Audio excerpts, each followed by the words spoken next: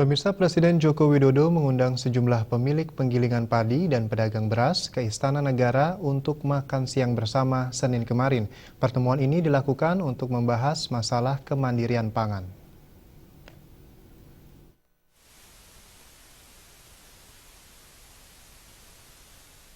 Pertemuan tersebut dilakukan Presiden Joko Widodo untuk mendengarkan masukan dan keluhan dalam mewujudkan kemandirian pangan Indonesia, agar satu sama lain seperti pemilik penggilingan padi, pengusaha, pedagang beras, ataupun masyarakat tidak saling merugikan.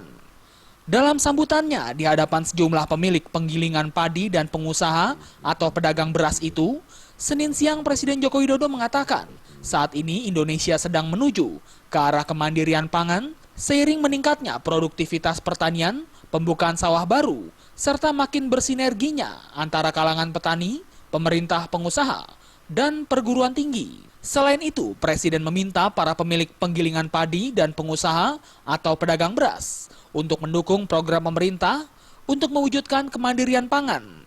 Presiden juga meminta agar para petani terus meningkatkan produksinya, di mana nantinya seluruh hasil produksi itu akan dibeli oleh Perum Bulog. Untuk mendukung upaya Bulog tersebut, pemerintah akan menyiapkan gudang besar yang mampu menyimpan beras hasil pembelian Bulog.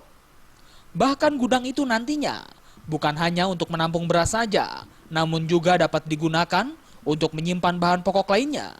Kalau petani terus berproduksi, beras kita akan melimpah. Ya, Bapak Ibu tentu saja juga harus siap-siap. Ya, harus siap-siap.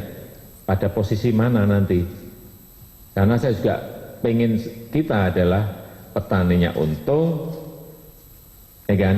Penggilingan padi juga untung, pedagang berasnya untung, pengusahanya berasnya juga untung, tapi masyarakat juga harus diuntungkan. Dari Jakarta, Linda Puspitasari dan Rifan Alfidian melaporkan.